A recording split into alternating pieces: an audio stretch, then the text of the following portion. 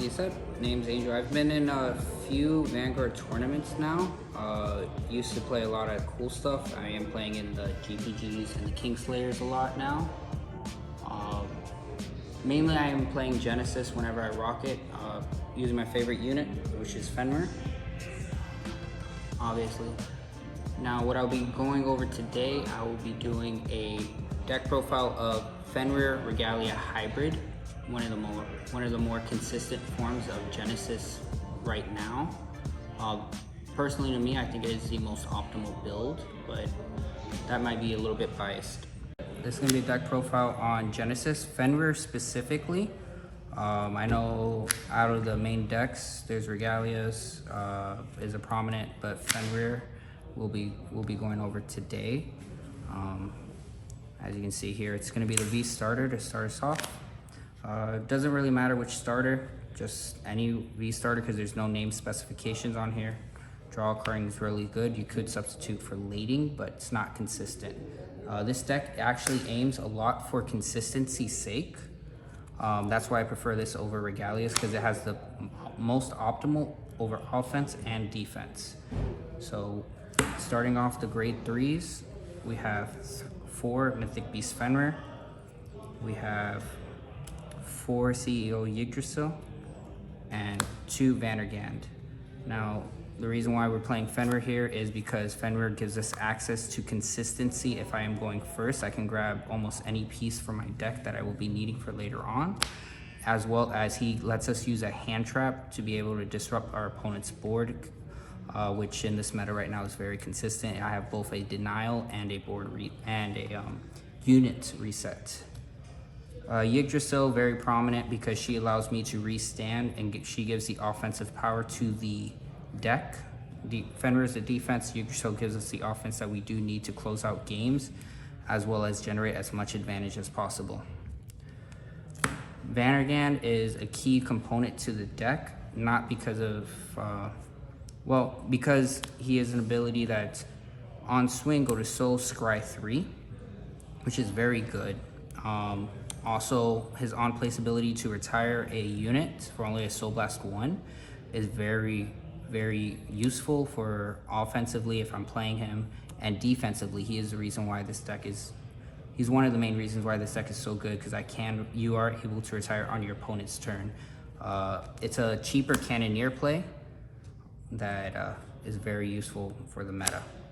Next, for grade 2s, we have 4 Gleipnir, 4 Norn, and 3 of every new card, Revenant, Wise Sorcerer, Veritrum. Now, we'll start off with Gleipnir. Gleipnir, very common card that says on place counterblast 1, soul charge 1, then you can grab any card from your soul and add it to your hand. The reason why we're running her, obviously at 4, is because it's a selective draw, lets you grab any key combo piece you might need, whether offensively or defensively.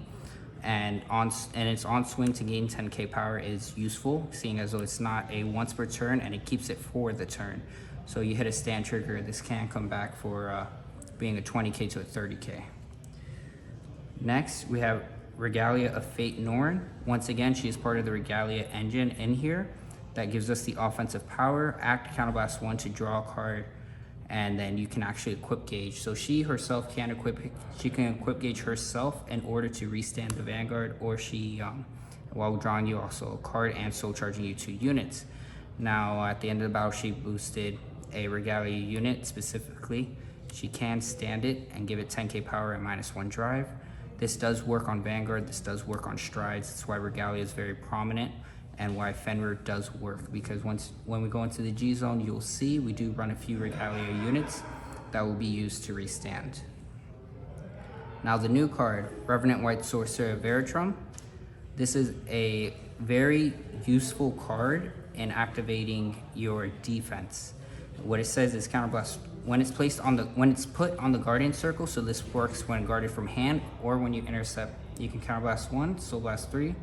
Choose one of your opponent's rear guards circles with a standing unit. Your opponent looks at the top card of their deck and calls it over that unit. their auto ability doesn't activate. Now where this card's so good is because when if your opponent attacks with either their Vanguard first or a Rear Guard first, you use this, reset another one of their Rear Guards, or reset something that has trigger units onto it with the top card of their deck. And since you Soul Blast, you actually activate Fenrir's ability to counterblast 1 and call the Soul Blasted unit out. So ideally, you will be able to guard with this unit, Soul Blast a Vandergand, counterblast 1, call your Vandergand out to retire the attacking unit, as well as disrupt the other side of the other side, resetting any trigger effects are there, or getting rid of a threat. Grade 1s, we have 4 Apple Witch Cider, 4 Oblation Regalia Var, 3 Clamor Harry, and 1 Sacred Elsie. Now, starting with Apple Witch Cider, That's the V one? Yes, V. She just came out. She says that at the end of the battle she boosted. You can either Soul Charge 1 and bounce her back to your hand, or Soul Charge 2. It's a very useful skill to Soul Charge, but the reason why we really use it is for her secondary skill, which is when she's placed in the Guardian Circle, you can put any unit from your hand into your soul to gain 5k shield for every 3 cards in your soul. Now there are times where you Soul Charge a lot in this deck, it's Genesis. So when you Soul Charge a lot, she becomes a very big shield. She's also key in putting your Regalia units from your hand into your soul, because you do need Regalia specific Soul Blast to activate Minerva's ability. So she helps with the consistency of that. Also big shield, also early game Soul Charges. But she can put any card from your hand into your soul. So I mean, if you want, you could put a quick shield in there too. But or she can be used to put your Vandergand in there that you're gonna Soul Blast out to call to the Rear Guard. So she has a lot of combo potential, and she brings a lot of consistency to the deck that was much needed. Oblation Regalia Var. She's we're really running her because she's a Regalia unit, but she is also a pretty useful one. If you get her early game, she has an ability that when she attacks or boosts, you can Godly Equip Gauge from your soul onto her. Then by discarding her Godly Equip Gauge once per turn, you can Soul Charge 3 cards. And if your Vanguard is a Regalia unit, you can actually retire her to countercharge. Now this deck, she's really the only form of countercharging this deck has besides healing and Clamor Harry. So that's why she's useful. She's almost an unconditional countercharge and later on. Plus the Soul Charge 3 does help out because the deck doesn't generate too much soul outside of your Witch Cider and your Norn. So she fulfills to support the roles in that sense. Correct. She supports the roles. Also, like I said, the big important part is that she's a Regalia unit because for the Soul Blast. Yes. There's not that many Regalia units. She's a 10k shield too. Clamor Harry, this is a OG card that says GB1 once per turn. When a card is put into your drop zone from your soul, you can actually put that unit to the bottom of your deck to countercharge 1. This card's useful because, like I said, this and VAR are your only real ways to countercharge. This also lets you put triggers that you Soul Blast back to the bottom of your deck. So if you are trying to hit a pitch stack, this card will actually let you get there. The deck has multiple win cons. He fulfills one of them, which is hitting your pitch stack. It lets you countercharge. This isn't only during your turn either. So you can actually use this on your opponent's turn when you use your hand trap. You know, it turns your Vandergand into a free hand trap for your, or it turns your White Sorcerer into a Counterblast 1 from Counterblast 2. Very useful card. The downside to this card is, unfortunately, it is a 6k, 5k shield. So, I mean, very good card. Wish it was a 10k shield or had more power, but we can't have all the nice things. Secret Elsie. Tech 1 of in the deck. She is a Sentinel unit on place on your Vanguard circle. You can actually Revelation. Very rarely will that matter, but you can use this before you draw with your starter skill to know what you're going to draw or decide if you want it. The reason why we run this unit is because when she's placed on the Guardian circle, she's Soul Blast X. For every card you Soul Blast, you call the top card of your deck into the Guardian circle. Now, it's in a special quintet, but it does proc Fenrir skill once again to call out your Vandergand. It can call out different units. It can let you countercharge with Claim or Harry. And it can be called from soul as well, right? Yes, it lets you. This can't be called from soul, can't be called from unfortunately. It can't, unfortunately. It has to be called from hand. That's the only time it really procs. But like I said, the usefulness is really good. Soul Blast anything. You know, if you need a countercharge, you have your Claimer Harry. If you need a retire, you have your Vandergand. So you have multiple ways to get that interruption. Yes, which is very vital right now.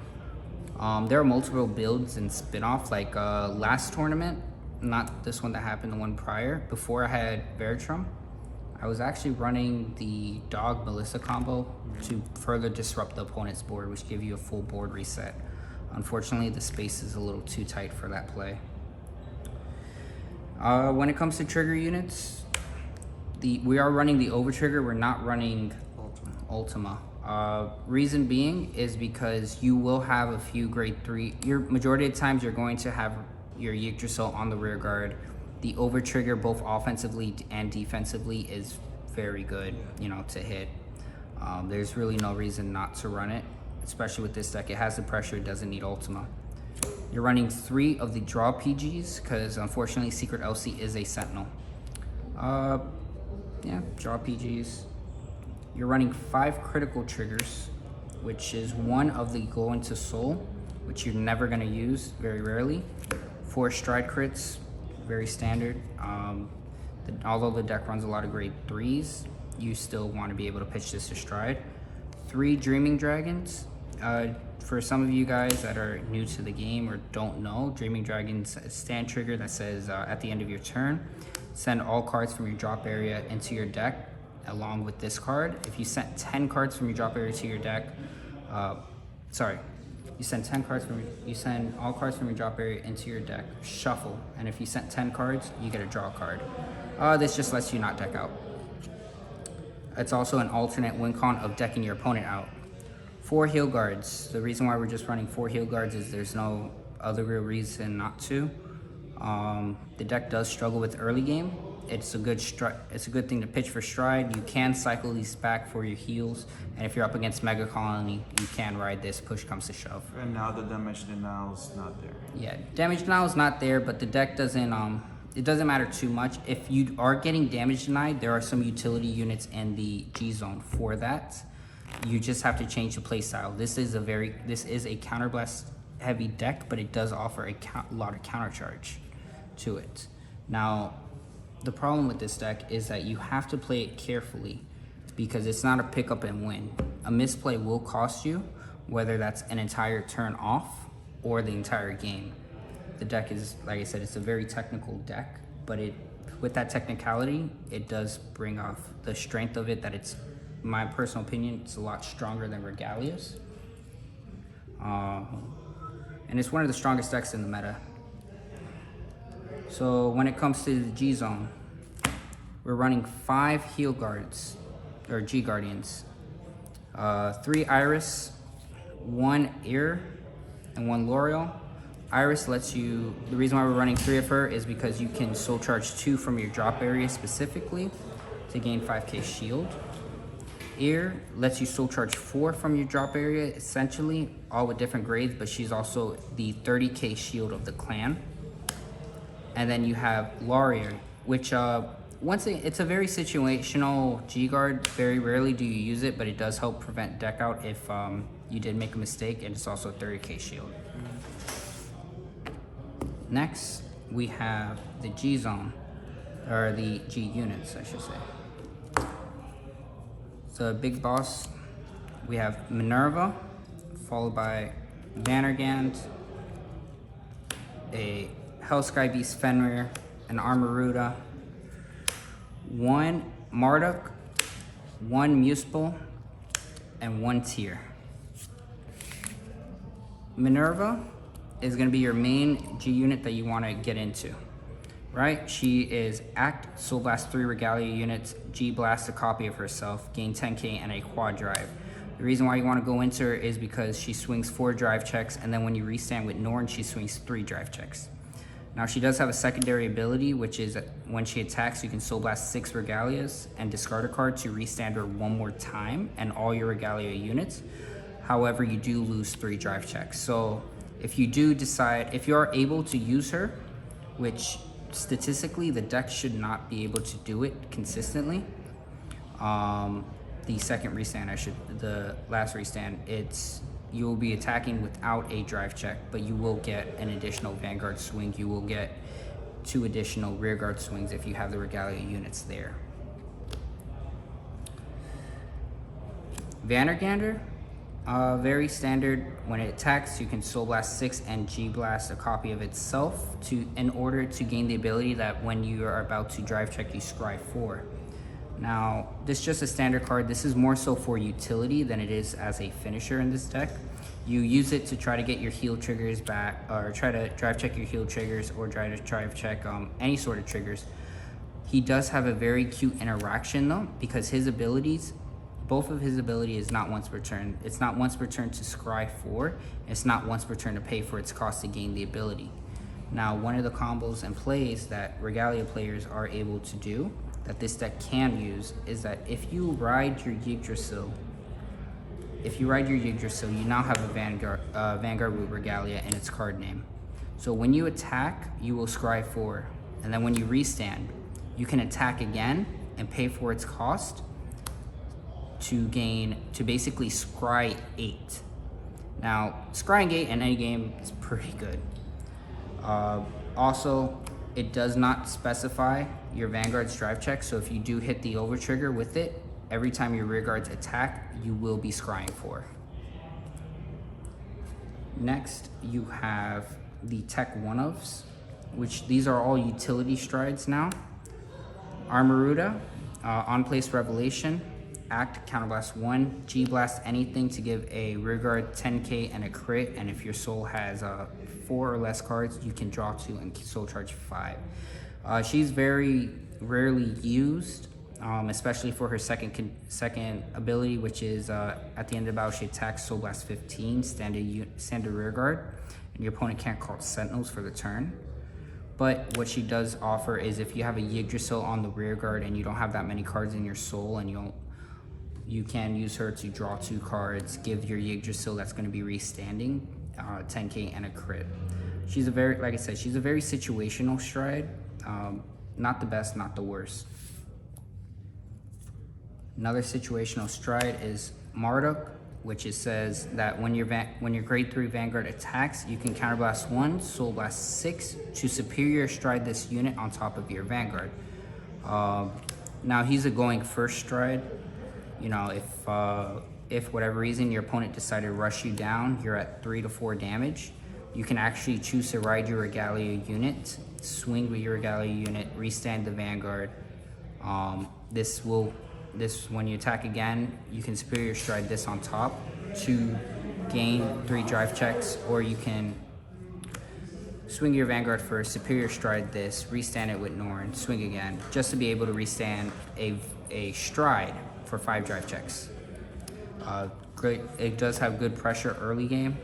After that, there's very rare times you will use it. Muspel, she's in here because she is a Regalia unit. She requires no counterblast to use, and she's Soul Blast X. For every card you Soul Blast, you choose a rearguard to gain 4k power. And then if you Soul Blasted 3 or more cards, you draw a card or countercharge 1, all for a G Blast. What's good is if your opponent decides to damage deny you or you have 0 counterblast, you just use this effect, you countercharge 1, and then you are able to equip gauge. This is a Regalia unit, so it will be restanding with Norn. Tear, another situational stride, just because it's Soul Blast 3, Scry 1, then you gain the ability that when your drive check reveals a grade 1 or greater, you can soul charge 3. Very rarely will you ever use this as well. You're more so gonna flip this up than anything, but there are times where if it's the first stride of the game, you don't have anything better to do because you have 0 Regalia pieces in your soul and you only have 3 cards in there, you can just use this. It will let you set up for your next turn. Then the one of personally my favorite stride, Hell Sky Beast. Unfortunately, it's not utilized in here because of how Counterblast heavy the deck is, but there will be times where you just decide to Counterblast 1, Soul Blast 3, draw as many cards, keep drawing cards, not once per turn, but it's, like I said, it's more so utility than it is a consistent stride.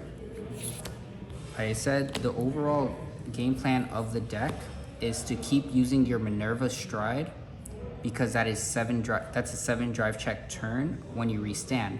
Then you want to be on Fenrir in order to use your defensive plays, disrupt your opponent's board, and even then he's still a good unit. If you don't have anything, you can use him to search out your key pieces from your deck, and then Superior Stride with Marduk